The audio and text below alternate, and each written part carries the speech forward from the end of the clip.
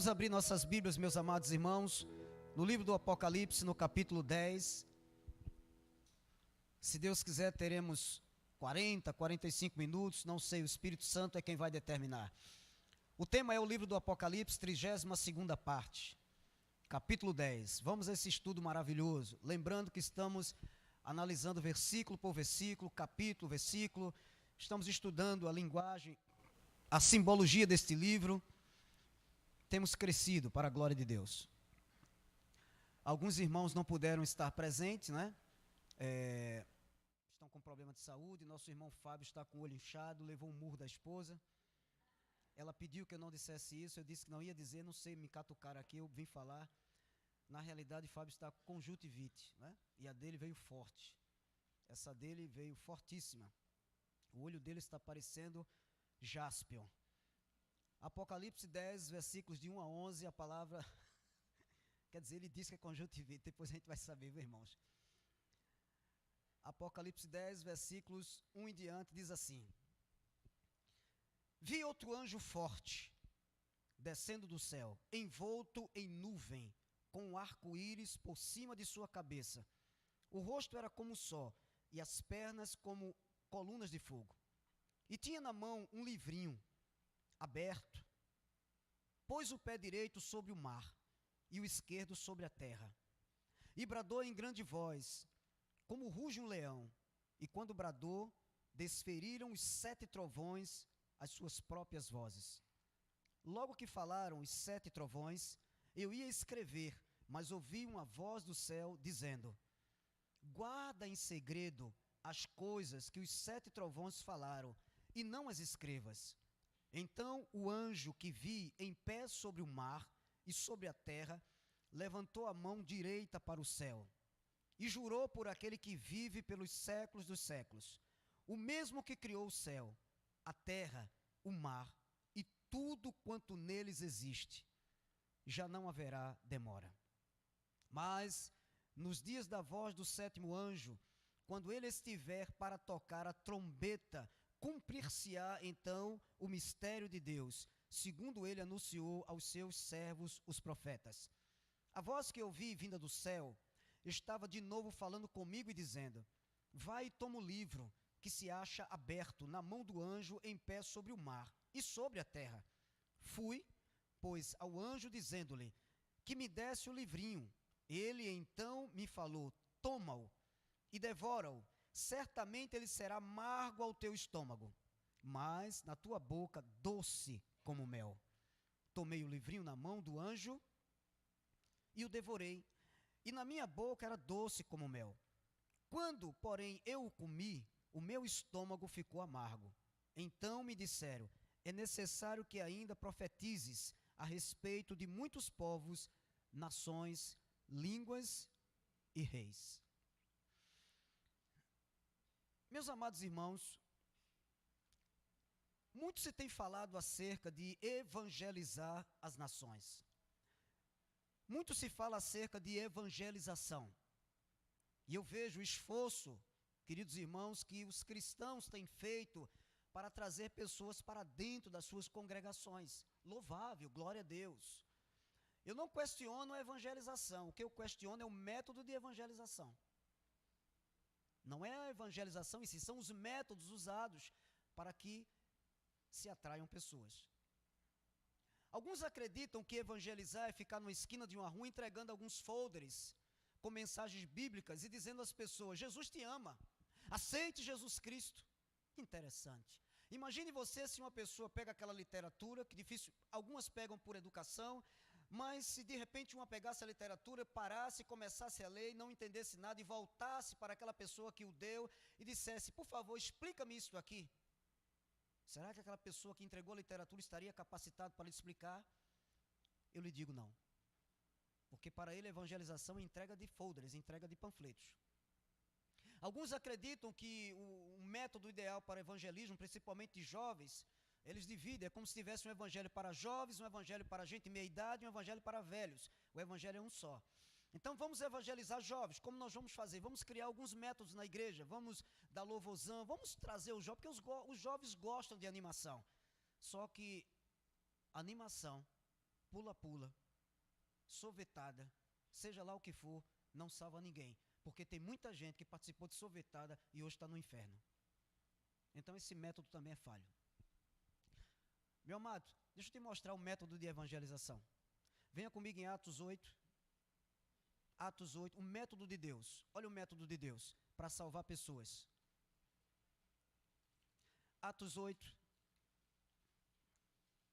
Este método que nós usamos aqui na igreja. E ele funciona. Tanto que funciona que você está hoje aí sentado. Convertido a Cristo, eu creio. Atos 8, 26. Atos 8, 26 em diante. Atos 8, 26. Eis o que se requer daqueles que evangelizam. Um anjo do Senhor falou a Filipe. Filipe era o evangelista. Filipe não era apóstolo, era o evangelista. Dizendo, dispõe-te e vai para o lado do sul, no caminho que desce de Jerusalém a Gaza. Este se acha deserto. Ele se levantou e foi. Agora, olha a cena.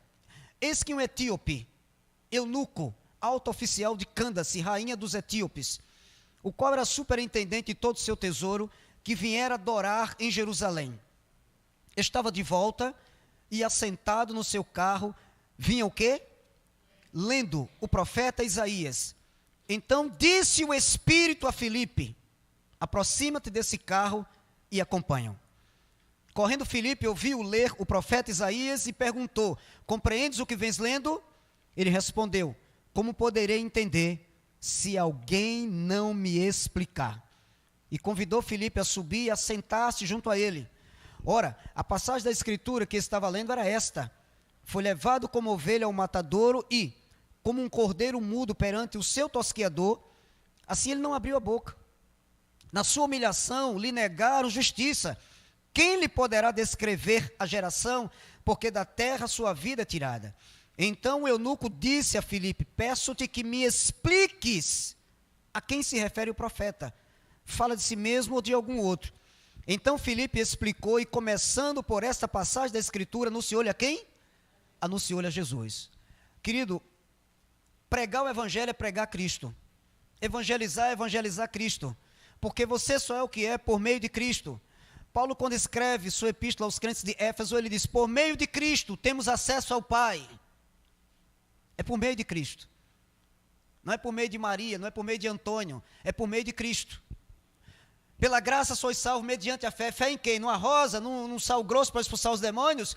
Não, pela graça sois salvos mediante a fé em Jesus Cristo. Pela fé na sua obra salvadora.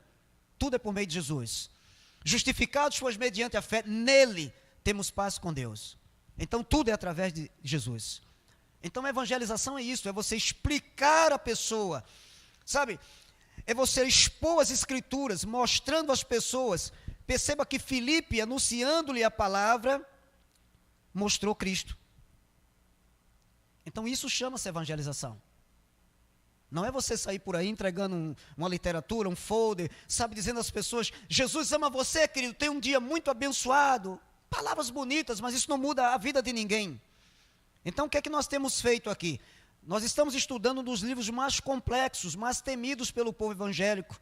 Algumas pessoas têm até ojeriza de abrir esse livro e estudá-lo, porque imaginam que ele trata única e exclusivamente do fim do mundo.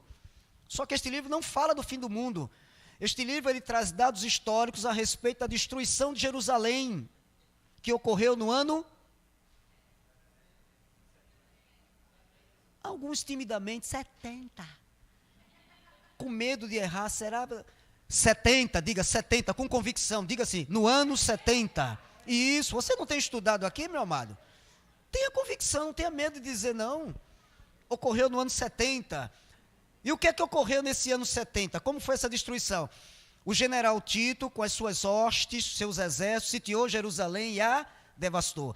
Então, quando João estava recebendo a revelação do Apocalipse, Jerusalém estava de pé. Isso é tremendo. O templo estava de pé. Os judeus, por falta de conhecimento, Alexandre, como acontece nos dias de hoje, ainda faziam sacrifícios. Eles levavam seus sacrifícios ao templo. Você sabe como é que Paulo chama esses sacrifícios? Venha comigo em Hebreus 6. Hebreus capítulo 6. Eles não tinham conhecimento, meu amado. de que Deus não recebia mais aquele sacrifício, que a obra já havia sido completada. Hebreus capítulo 6. Hebreus 6, versículos 1 e 2. Hebreus 6, versículos 1 e 2. Abra, por favor. Olha o que o apóstolo Paulo, eu digo Paulo porque nós cremos que essa epístola foi escrita por ele. O conteúdo é que é profundo. Hebreus 6, 1 diz assim: por isso, pondo de parte, agora olha para o altar da igreja. O que significa essa expressão? Olha o meu celular. Pastor Antônio, põe isso de parte, deixa de lado. Ok? Deixa de lado. Por isso, pondo de parte, deixa de lado. O que é que eu devo deixar de lado? O que é que eu devo pôr de parte? Diga com o teu pastor: os princípios elementares da doutrina de Cristo. Agora, mais uma vez, olhe para o altar da igreja. Que Cristo? Cristo nos dias da sua carne. Não é o Cristo que ressuscitou. Ok? Deixemo-nos levar para o que é perfeito. O que é perfeito? A graça de Deus. Não lançando de novo a base do arrependimento de obras. Obras o quê? Mortas. E da fé em Deus. Pastor, que obras mortas são essas? Verso 2. Olha as obras mortas. O ensino de batismos. Meus amados irmãos. Será que só nós enxergamos isso? O ensino de batismos. Você sabe que as pessoas hoje dão uma ênfase muito grande à questão do batismo nas águas. E eu até estava vendo uma irmã, ela tinha postado uma coisa: olha, vai ser uma bênção, sabe, o meu batismo, minha família vai estar lá, e realmente é uma festa. Eu não vejo a hora a outra disse assim: eu não vejo a hora de eu descer as águas, eu não vejo a hora do meu velho homem morrer. Mas eu não encontro isso em lugar nenhum da Bíblia. O grande pregador Charles Haddon Spurgeon, batista, ele disse o seguinte: o interessante é que as pessoas descem as águas e acreditam que o velho homem morreu, só que depois elas erram e ficam sem saber por quê. É porque ele sabe nadar, cara. Ele não morre afogado, né? Ele sabe nadar. O velho homem nada que sobe. E eu descobri que ele treina ali no CT do Náutico. Lá na piscininha, nada. É por isso que não morre o danado. Você já viu água matar a velha natureza, meu irmão? O cara desce as águas, é aquele chororô, aquela emoção toda. Uma semana depois o cara pisa no pé do crente, ele, palavrão. O velho homem nasceu. Renasceu. Claro, ele sabe nadar. Amado, o único batismo que pode mudar a sua vida é este aqui, ó. Tito. Você está com pressa de ir para casa hoje? Então vamos até de manhã. Tito capítulo 3. Tito 3, versículos 3 em diante. Olha, a única coisa que muda a tua natureza, sabe, a única coisa que pode mudar você. Tito, antes de Hebreus. Você está em Hebreus? Antes de Hebreus. Você estava em Hebreus, volta. Tito, capítulo 3, versículos 3 em diante. Eis o que nos diz a Escritura, falando acerca de nós. Pois nós também, Tito 3, versículo 3. Pois nós também outrora, isto é, antes da nossa conversão, éramos o quê? Nécios, desobedientes, desgarrados, escravos de toda sorte de paixões e prazeres, vivendo em malícia. Olha como nós vivíamos, inveja, odiosos e odiando uns aos outros. Quando, porém, se manifestou a benignidade de Deus, nosso Salvador, e o seu amor para com todos, todos aqui, todos escolhidos, não por obras de justiça praticadas por nós, mas segundo sua misericórdia, o que é que ele fez? Ele nos salvou, mediante o lavado, o batismo nas águas. Não, mediante o lavar regenerador e renovador do Espírito Santo, que ele derramou sobre nós ricamente por meio de Jesus Cristo, nosso Salvador. Aleluias. Então quer dizer que o batismo com o Espírito Santo, eu fui batizado com o Espírito Santo, eu fui regenerado, e eu não posso ser desregenerado. Uma vez que eu fui regenerado para sempre. Tu crês nessa palavra? Agora, a minha velha natureza permanece aqui. Ela não me abandonou, que é a minha carne. Eu preciso ter cuidado com ela, porque Paulo disse aos Gálatas que a carne milita contra o espírito. Então eu tenho que evitar tudo aquilo que pode me levar a pecar. Tudo aquilo que pode me levar a pecar. Pastor, olha, tem uma menina aí, sabe, está dando em cima de mim, se minha esposa pegar. Cara, muda de celular, muda o chip, faz qualquer coisa, mas te afasta de tudo que te leva a pecar.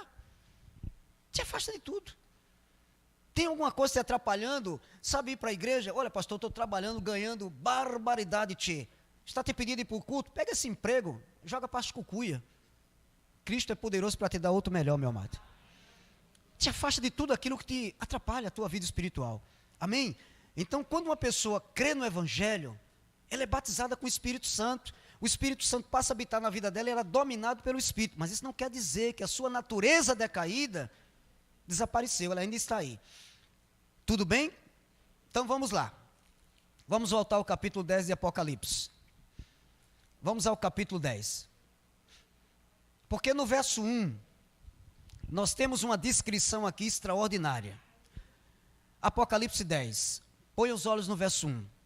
Que diz assim: vi outro anjo, isso é João falando, vi outro anjo forte descendo do céu, envolto em nuvem, com um arco-íris por cima de sua cabeça.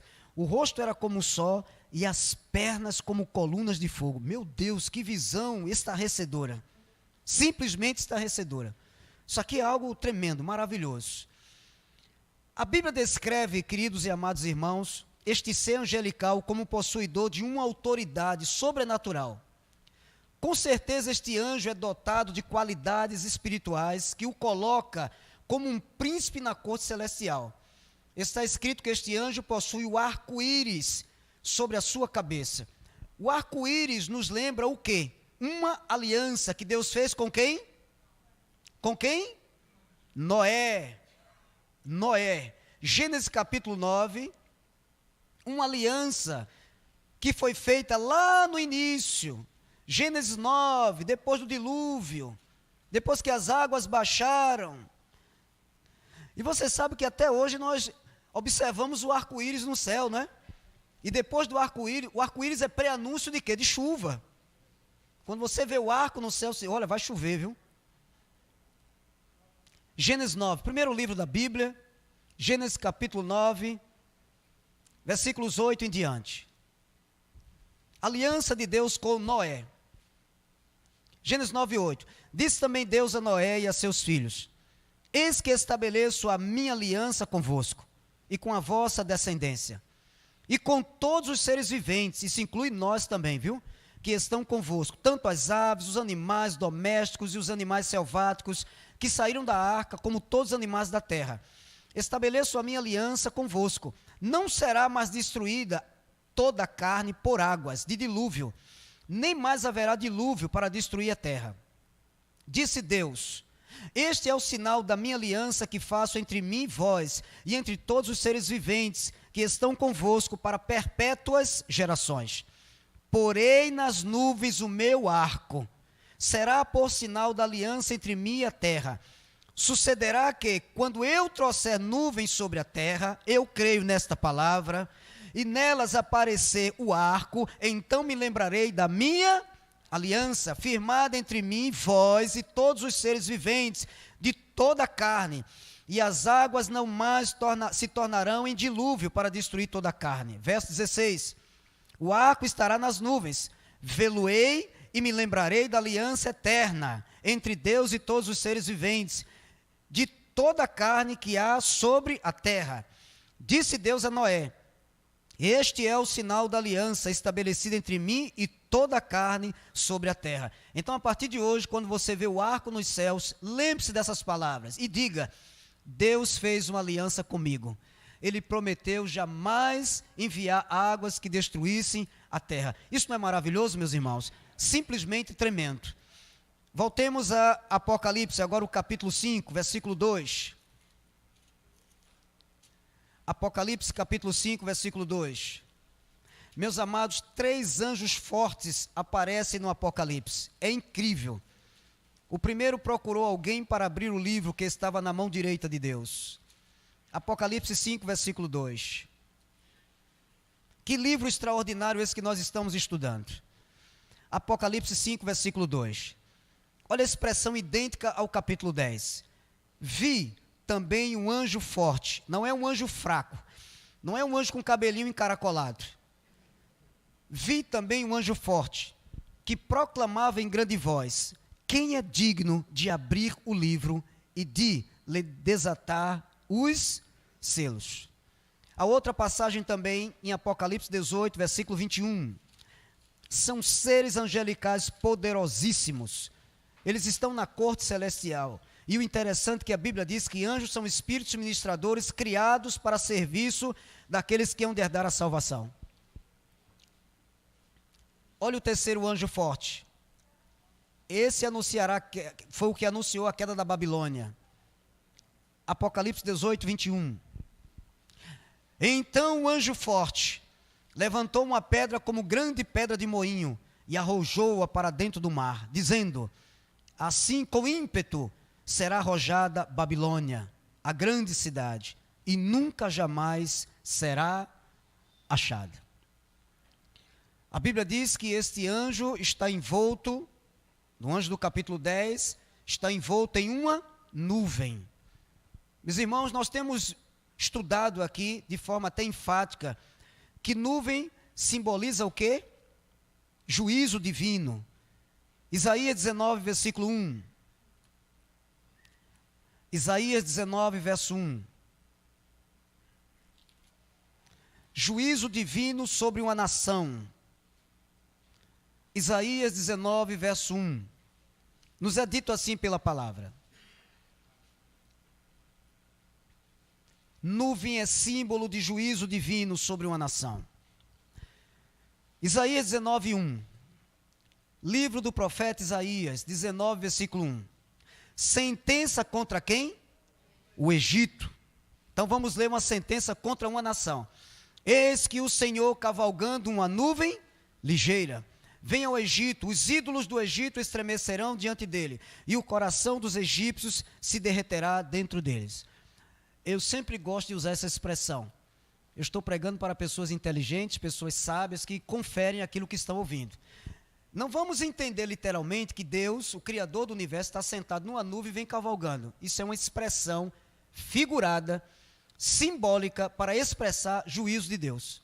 Quando Jesus estava diante dos sacerdotes, sendo julgado perante Pilatos, aliás, do sumo sacerdote, ele disse: olha, vocês verão o Filho do Homem vindo sobre as nuvens. Meu amado, os caras conheciam o Antigo Testamento. Eles rasgaram suas vestes e disseram: blasfêmia, blasfêmia. Sabe por que eles disseram isso? Porque eles sabiam que Jesus estava dizendo: eu vou julgar vocês.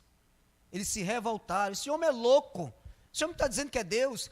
Então eu tenho que entender essa simbologia. Nuvem é símbolo de juízo de Deus sobre uma nação.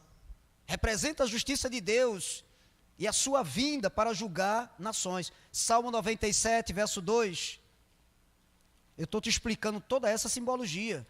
Nós não estamos apenas estudando alguns versículos ou capítulos, estamos estudando toda a simbologia.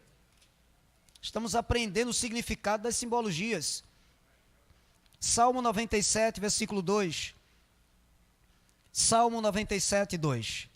Nos é dito assim pela Escritura, Sagradas Escrituras, Palavra de Deus. Assim está escrito: nuvens e escuridão o rodeiam, justiça e juízo são a base do seu trono. Eu poderia lhes mostrar muitos exemplos desses com relação a nuvens, como símbolo de Deus vindo em juízo. Eu queria lembrá-los que grande parte do livro do Apocalipse narra o julgamento da Babilônia, a Babilônia apostata.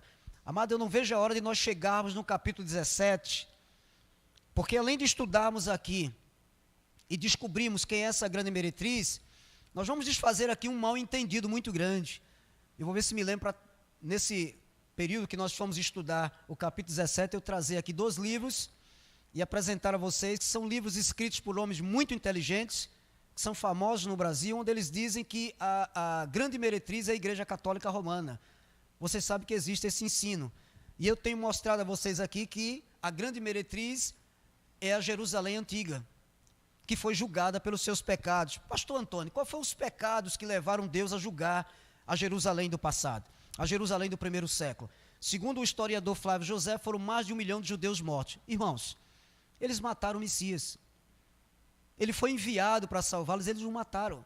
Depois o Senhor enviou profetas, eles mataram. Depois o Senhor enviou apóstolos, eles mataram os apóstolos. E fizeram pior, eles perseguiram aqueles que pregavam a palavra. Veja que coisa interessante.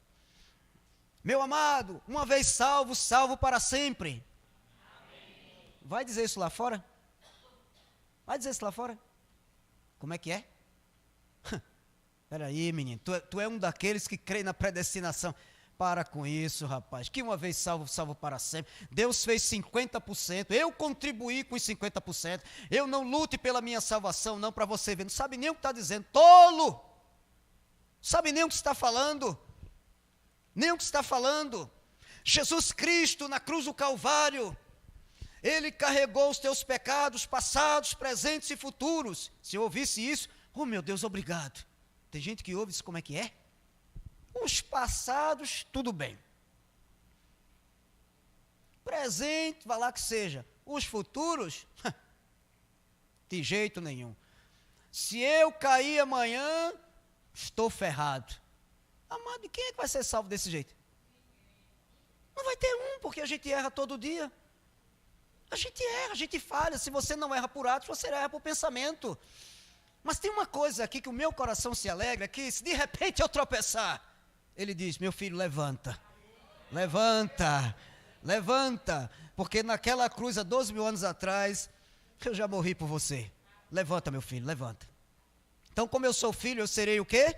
Disciplinado. Quem fala isso não entende a salvação.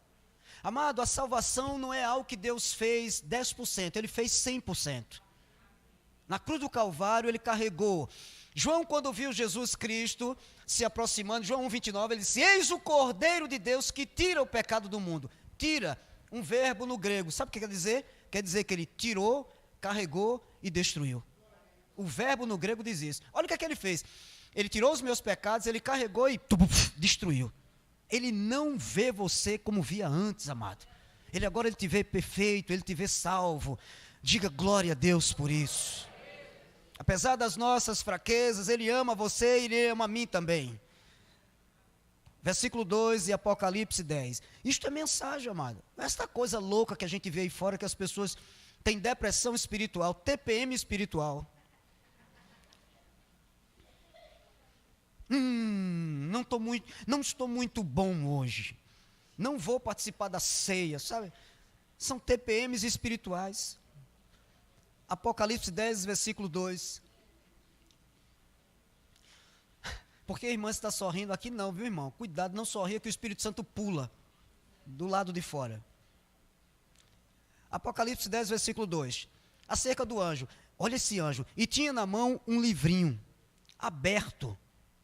Pôs o pé direito sobre o mar e o esquerdo sobre a terra. Que anjo poderoso. Leia o verso 8.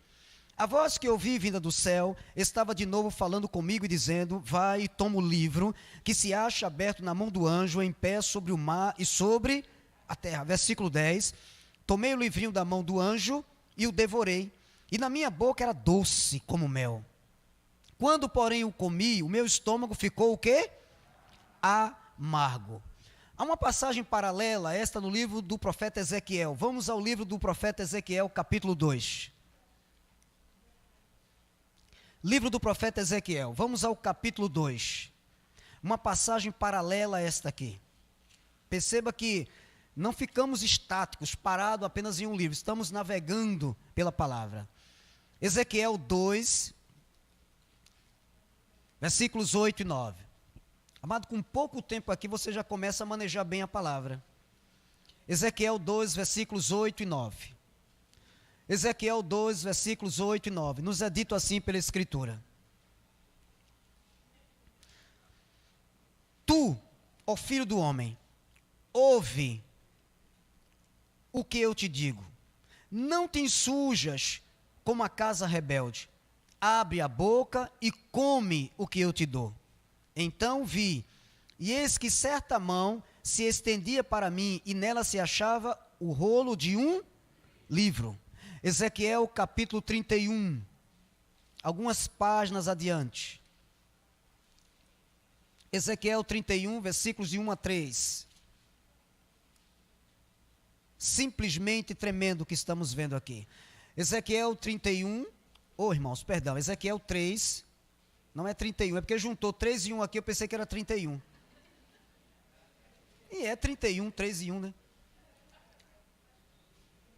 O cara vai ficando velho, é complicado.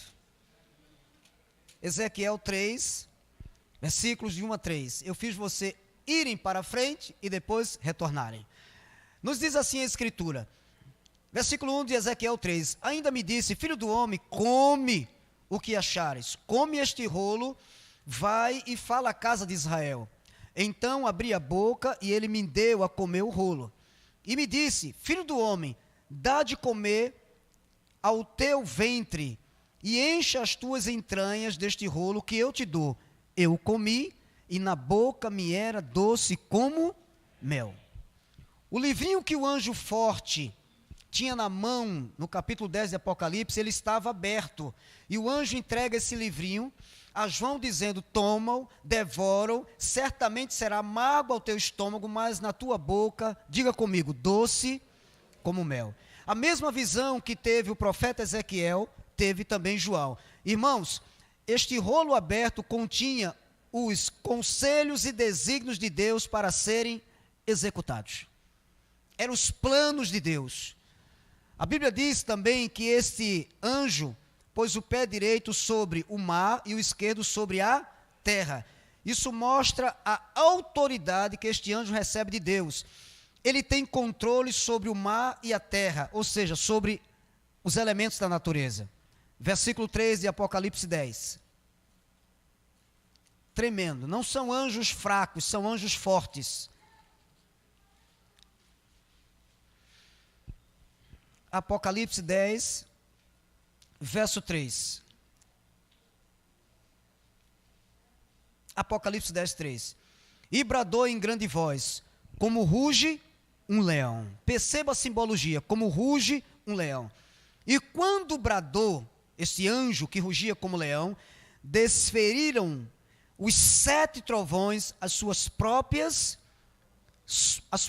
o quê? Suas próprias vozes. Queridos irmãos, o leão claramente representa a força da voz deste anjo.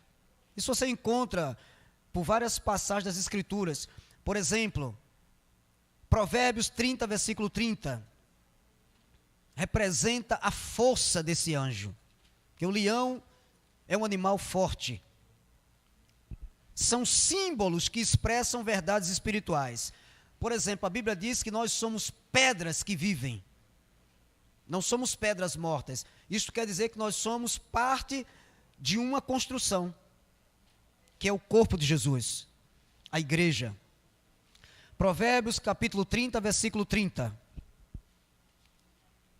Olha o que a palavra diz aqui. O leão, o mais forte entre o quê? Entre os animais, que por ninguém torna atrás.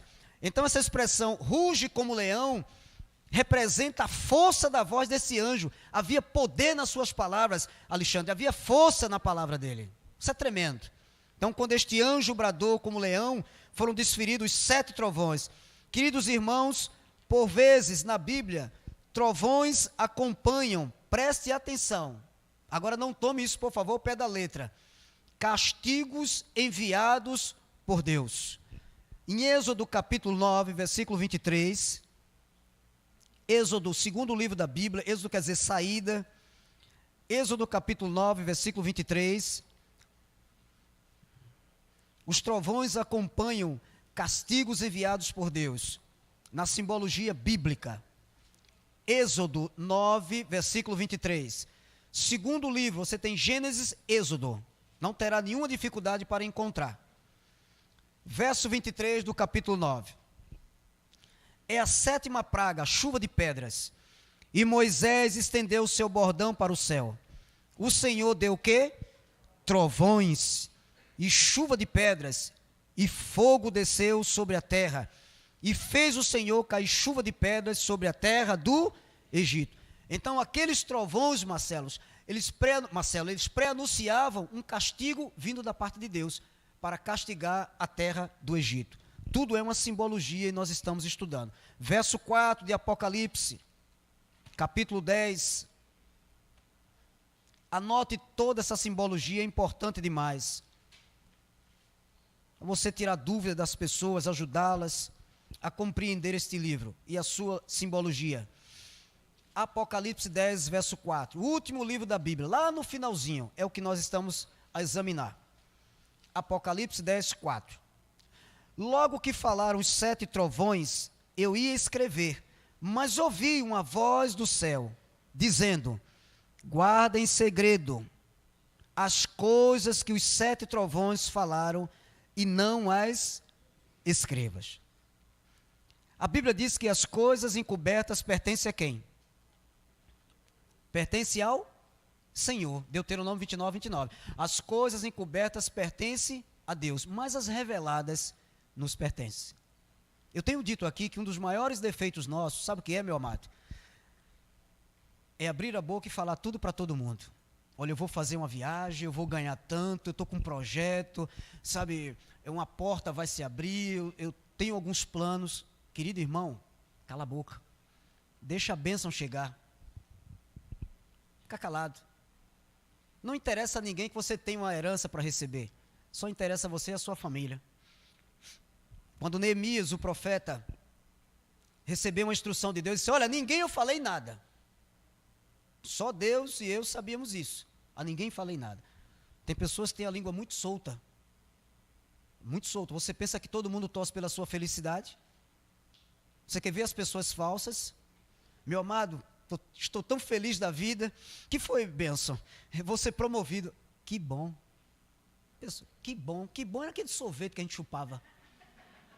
Que bom. Olha a diferença. Meu querido amado, eu vou ser promovido. Glória a Deus, amado. Glória a Deus. Você merece, é um batalhador. Você é uma pessoa, rapaz, você é uma pessoa que luta. Olha a diferença.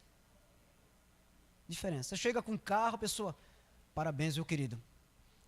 Olha, você não sabe o quanto eu estou feliz. Que bom, né? Comprou aonde? Você merece, viu? Mentira. Falsidade pura. Pessoa falsa a gente conhece rapidinho, amado. Quando a pessoa, olha, presta atenção. O semblante de uma pessoa feliz é diferente de uma pessoa falsa. O cara está feliz. O falso. São anos de experiência. Você já viu gente com inveja de pobre? Eu não sei o que é que... Isso inveja de mim, não sei. Sincero, eu perguntei, esse cara tem inveja de mim, por quê, cara? 1,63 m de altura, 2 de perna, 2 centímetros de perna, 1,5 cm. O cara inveja, não? Mas tem. As pessoas têm inveja do seu sorriso, amado. As pessoas têm inveja da sua capacidade. Não sei por que essa irmã só vive sorrindo. Olha isso aí, não. Inveja do seu sorriso. Inveja. Elas invejam você se você vende, se você não vende, se você tem, se você não tem. Aí você tem que pular fora desse meio, cara. Não fica nesse meio não, que é um meio perigoso. Pode ser filho. Olha, você é meu filho, mas vai com esse olho do urubu para lá, viu? Aqui dentro não. Desaparece. Aqui é lugar de bênção, cara. Aqui é lugar de vitória. Não é lugar de gente, sabe, com olho grande. Essas coisas não pega em mim, não. Vai embora daqui, desaparece. Então a Bíblia diz o quê? Que as coisas encobertas pertencem ao Senhor.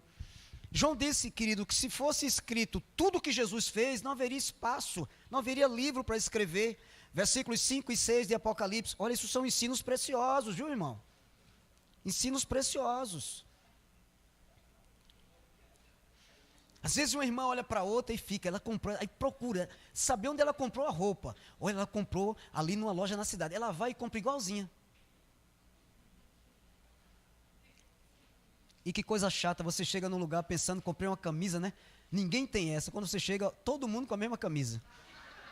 Versículos 5 e 6 de Apocalipse 10. A palavra diz assim: então o anjo que via em pé sobre o mar e sobre a terra levantou a mão direita para o céu. Verso 6. E jurou por aquele que vive pelos séculos dos séculos, o mesmo que criou o céu, a terra, o mar e tudo quanto neles existe, já não haverá demora. Isso quer dizer que as coisas profetizadas aqui com relação ao julgamento da grande meretriz, em breve, esse em breve já aconteceu, viu? Iriam se cumprir. A hora do julgamento aconteceu no ano 70 da era cristã. Jerusalém foi destruída no ano 70, volto a dizer, quando as hostes romanas, lideradas pelo general Tito, sitiou Jerusalém e a devastou. Ô pastor, isso está na Bíblia? Lucas capítulo 21, nós temos visto aqui de forma exaustiva, né, irmãos? E também tenho indicado para vocês livros, por exemplo, Eusébio de Cesareia, História da Igreja, leia sobre os pais da igreja, e você vai encontrar. Isso não é invenção do pastor Antônio José, são fatos históricos que já ocorreram em determinado período da história da humanidade. Lucas 21, versículo 20 em diante.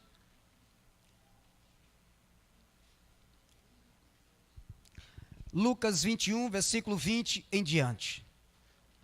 Jerusalém sitiada. Olha o que a palavra diz.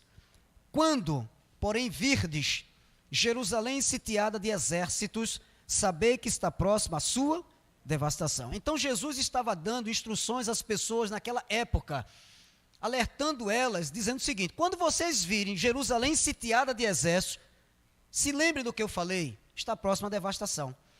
Versículo 21. Então os que estiverem na Judéia, fujam para os montes. Os que se encontrarem dentro da cidade, retirem-se. E os que estiverem nos campos, não entrem nela. Por que não entrar nela? Porque quem entrasse não sairia mais.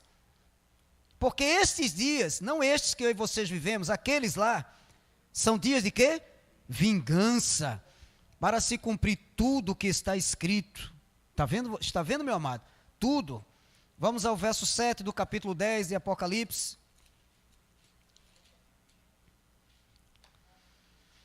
Versículo 7, Apocalipse 10. Mas nos dias da voz do sétimo anjo, quando ele estiver para tocar a trombeta, cumprir-se-á então o quê? O mistério de Deus, segundo ele anunciou aos seus servos os profetas. Essa palavra aqui é muito usada no meio carismático, no chamado meio pentecostal. Mistério. Irmão, isso aí é mistério. Ninguém sabe. Tudo do crente é mistério. Nem ele sabe o que é mistério. Isso é um mistério. Venha comigo em Efésios, capítulo 3. Você vê que os crentes gostam dessa expressão. Isso é mistério, irmão. Isso é mistério. Olha, essa mulher é mistério. Não entra não, viu? É tudo assim. Aí o outro, sem conhecimento da palavra, fim da irmã, já não entra. Ele imagina que mistério quer dizer terror. Isso é uma vampira. Efésios 3, versículo 3. É umas expressões que os irmãos usam. O irmão é terra. Eu digo, e você é o quê? Esterco. Aí me chamar de terra, meu irmão. Efésios 3, uns jarrões evangélicos. Efésios 3, versículo 3. Pois segundo uma revelação que me foi dada, conhecer o quê? O mistério. Conforme escrevi há pouco, resumidamente, verso 4, pelo que quando ledes podeis compreender o meu discernimento do que, irmãos? Do mistério de quem? De Cristo. Verso 8, a mim, isso é Paulo falando, olha a linguagem usada por Paulo, a mim, o maior de todos os apóstolos. Que humildade, hein? É idêntico aos apóstolos de hoje. Vem aqui, o meu suor cura. Meu sangue faz isso. Igualzinho. A mim, o menor de todos os santos, me foi dada esta graça de pregar aos gentios o evangelho das insondáveis riquezas de Cristo. Versículo 9, manifestar qual seja a dispensação do mistério. Paulo repete por 3 vezes a palavra mistério. Desde os séculos oculto em Deus que criou todas as coisas. Este mistério, amado, ao qual Paulo estava se referindo, eram coisas que Deus havia ocultado dos profetas. Por exemplo, quando Isaías disse assim, Eis que a virgem conceberá e dará à luz um menino, seu nome será chamado Emanuel. Ele profetizava, mas não foi lhe dado conhecer esse mistério. Então esses mistérios foram revelados ao apóstolo Paulo, e que Paulo, por sua vez, revelou à igreja de origem gentílica. Me dê 10 minutos, e eu quero te mostrar alguns desses mistérios, que por incrível que pareça, apesar de já estarem revelados, parece que poucas pessoas conhecem. Vamos em Romanos capítulo 8. Romanos 8, versículos 28 a 30. Olha lá, Romanos 8, eles já foram revelados. Romanos 8, versículos 28 a 30. Quando você encontrar, diga amém, por favor. Diz assim, Romanos 8, 28. Sabemos que todas as coisas, não são algumas, são todas, diga todas. Sabemos que todas as coisas cooperam para o bem daqueles que amam a Deus, daqueles que são chamados segundo o seu propósito. Olhando para o altar da igreja, vamos entender isto aqui. Não são as coisas ruins que cooperam para o seu bem, é o que Deus faz com elas. Às vezes acontecem coisas na sua vida que lhe deixa para baixo, mas aquilo ali é o suficiente para levar você a meditar mais, a orar mais, a vir mais à igreja. Então Deus sabe como trabalhar na nossa vida, irmãos. Às vezes estamos orando pouco, buscando pouco a Deus, às vezes estamos brincando demais, temos pouco devocional, não fazemos uso dos meios da graça, então Deus vem e nos dá uma solapada, pá! Aquilo deixa a gente para baixo. É alguém que vem, te prejudica, uma discussão, aquilo é suficiente para levar você a uma vida de santidade. É o trabalhar de Deus na nossa vida. Tudo que acontece na vida do crente coopera. Uma queda, um pecado que ele caiu, tudo Deus usa para o teu bem. Versículo seguinte, 29. Porquanto aos que de antemão conheceu, também os predestinou. A palavra predestinou, predestinar, do original grego é preordizo, quer dizer, dá um pré-destino. Deus te deu um pré-destino. Para serem conformes à imagem de seu filho, a fim de que ele seja o primogênito entre muitos irmãos. E apresento-vos o plano de salvação de Deus. Não tem falhas, perfeito. E aos que predestinou, o que é que ele faz?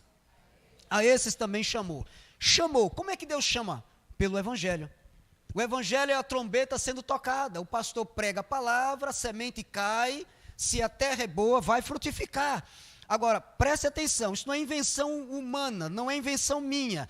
Deus só chama aqueles que Ele predestinou. Todos podem ouvir o Evangelho, mas nem todos irão compreender. Quem são as pessoas que vão compreender? Aquelas que Deus mesmo lhe abre o coração. Lá em Atos 16 diz que certa mulher, vendedora de púrpura, temente a Deus, escutava Paulo pregar. O Senhor lhe abriu o coração. Meu amado, eu li a Bíblia de Gênesis a Apocalipse. Eu não entendia nada. Se eu e você formos a um evento onde tenha quadros de pintura, de pintores famosos, nós vamos de enxerido, não entendemos nada. Vamos olhar, rapaz, que danado esse cara, o cara fez um rabisco, mas tudo aquilo ali, um traço que ele faz, aquilo tem um sentido. Então, você pode estar vendo uma coisa e não compreendendo, você pode estar ouvindo e não entendendo absolutamente nada. É o caso da Escritura, porque se todos ouvissem e crescem, não teria espaço para ninguém aqui. Porque muita gente vem e não volta. Alguns vêm e ficam. E estão aqui até hoje. Os que ficam é aqueles que Deus lhe abriu o coração. São os predestinados, são os escolhidos. Então, eu nasci em 20 de junho de 1964 e não fui crescendo, não sabia que eu era um escolhido. Eu vim descobrir quando eu vi a palavra, o próprio Deus abriu meu coração e aí eu aprendi que eu já havia sido escolhido por Deus. Vocês todos foram predestinados por Deus. Então, aos que predestinou, a esses também chamou pelo Evangelho. Ele abriu o seu coração e você ouviu a palavra e você creu. Você está entendendo até aí? Só que Deus ainda faz uma coisa gigantesca, porque todos aqui são pecadores. A maior necessidade do ser humano é ter os seus pecados perdoados. É ter os seus pecados perdoados. Por exemplo, em janeiro vai ter a posse do presidente Bolsonaro. Certamente as pessoas que vão para a posse dele não vão de qualquer jeito, não vão de bermuda, não vão. Para você entrar num palácio de Buckingham, por exemplo, e você ir até a Inglaterra, você tem que ir com um traje, não é isso? Você não vai de qualquer jeito. Diga, o que você quer aqui? Com essa roupa? Entra não. Não há como. Em segundo lugar, além de ter a roupa adequada, você tem que ter um intermediário. Na condição em que nós estávamos, não podíamos chegar até Deus. Então, o que é que Deus fez conosco? Olha o que Paulo diz aqui. Aos que predestinou, a esses também chamou, e aos que chamou, a esses também justificou. Esta palavra justificação é um termo forense, é usado no meio jurídico. E o que significa, diaconisa Ângela, essa palavra? A justificação é uma declaração legal feita por Deus, de que uma pessoa é considerada justa em relação à lei divina, por causa da justiça perfeita de Cristo, que é concedida à pessoa por meio da fé. Quem é o juiz do universo? Deus. Amado irmão em Cristo Jesus, o juiz está sentado, pronto para julgar pecadores. Hoje eu li uma frase interessante. O que me espanta não é que pessoas não vão ser salvas. O que me espanta é que ainda há pessoas que vão ser salvas. Porque todos nós merecemos o inferno. Porque todos nós somos pecadores. Ou você acha que é gente boa? Gente boa? Gente boa é Deus, meu irmão. Gente boa é Deus. Que permitiu que você, tão errado quanto eu, acordasse hoje. Bom é Deus que te dá vida sem tu merecer. Ele é bom, mas eu e vocês, que bom, rapaz. Você acha que é bom porque dá esmola, porque ajudou uma velhinha a atravessar a rua? Qualquer pessoa faz isso, meu amado. É por isso que a salvação só pode ser exclusivamente por graça. Pela graça sois salvos. Então, aqueles que ele chama, ele justifica. Isto é, ele perdoa os seus pecados, passados, presentes e futuros. Pastor, o senhor não sabe quem eu fui. Nem preciso saber, eu sei quem você é agora, salvo. E tem uma última parte, aos que justificou, a esses também glorificou. Aí seria a última parte, seria a tua glorificação, a minha glorificação. Agora, e por último, mais um mistério aqui, esse é tremendo. Colossenses 1:27. Colossenses 1:27. Mistérios que estavam ocultos em Deus, mas já foram revelados. Olha, são muitos, nós precisaríamos de mais de um culto para falar desses mistérios. Você tem Filipenses, Colossenses.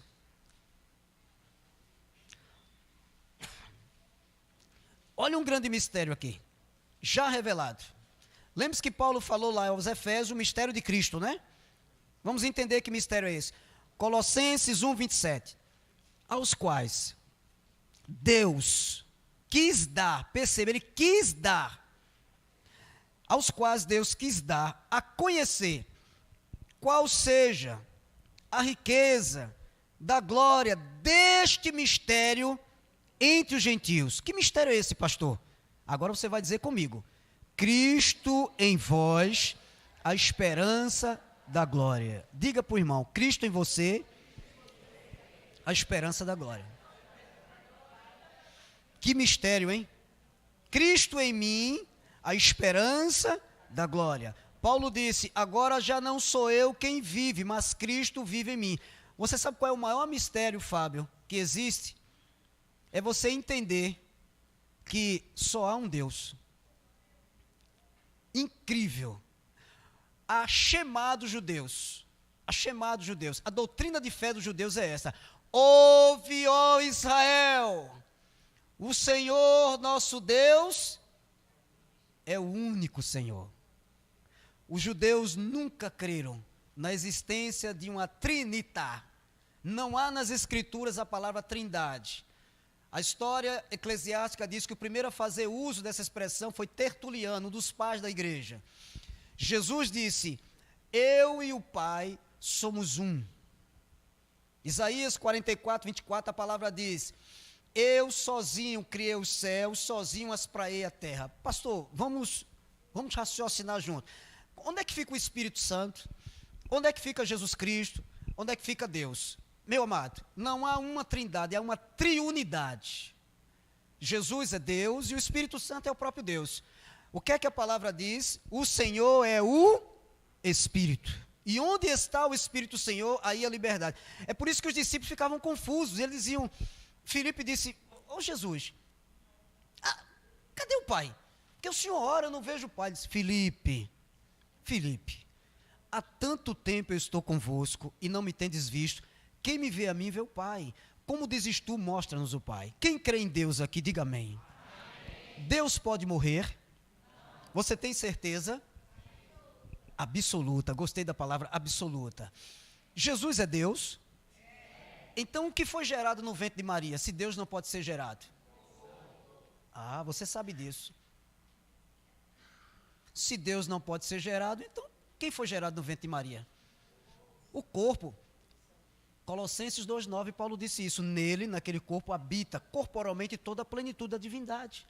Quando eles olharam para Jesus, estavam vendo Deus. Só que Jesus era 100% Deus, 100% homem. Ele tinha duas naturezas. Ali nele não estavam duas pessoas, estavam duas naturezas. Isso é profundo demais. Não estavam duas pessoas, estavam duas naturezas. Ele tinha uma natureza humana e uma natureza divina. A natureza humana, ela tinha sede, ela chorava, ela sentia as mesmas necessidades físicas que eu e você. Mas deixa eu te mostrar a ação da natureza divina. Aquele Jesus que foi ver Lázaro, Lázaro estava no túmulo, a palavra diz que há 4 dias Lázaro já cheirava mal, os vermes já estavam se banqueteando. Então ali estava o Cristo na sua natureza humana, e a Bíblia diz, o menor versículo da Bíblia qual é? Jesus chorou. Por que chorou? Porque ele amava Lázaro. A sua natureza humana chorou, mas aquele mesmo que chorou, aí entra em ação a natureza divina, tirai a pedra. Opa! O Senhor agora misturou tudo, já está podre. Tirai a pedra. Olha a natureza divina em ação. A humana chorou, a divina em ação, tirai a pedra. Aí volta a humana, Pai, ninguém vê, Pai, graças te dou, porque tu me ouves. Aí entra em ação a divina, Lázaro, para fora. Um cara que estava cheirando mal há 4 dias. Aí disse, tira as ataduras e dai de comer a ele. Todo o poder pertence a Jesus. Isso é profundo demais, meu irmão. Entender isto é profundo demais. Eu não oro, sabe, ao Espírito Santo, a Jesus Cristo. Eu oro a Deus, porque Ele é Deus. Jesus é Deus. Os judeus chamavam de Yeshua HaMashiach. Jesus Cristo é o Messias. Não importa como ele seja chamado lá na Arábia Saudita, os árabes, Allahu Akbar, quer dizer, Deus é maior em árabe. E o mais impressionante é que aquele Deus que estava naquele dia ali, era, sabe, naquela sua forma humana, e os homens não conseguiam enxergar que eles estavam próximos de Deus. E Deus disse, Lázaro, vem para fora. Aquele Deus que fez aquela obra magnífica, está aqui essa noite. Esta é a palavra que o Espírito Santo colocou no meu coração. Está aqui essa noite. Está aqui essa noite. Olha, Ele pode mudar a história da sua vida. Fique de pé em nome de Jesus Cristo. Glória a Deus. Glória a Deus. Deus seja louvado e engrandecido. Você crê que Ele está aqui essa noite? Eu vou pedir a você uma gentileza. Por favor, continue nesse mesmo silêncio, porque o Espírito Santo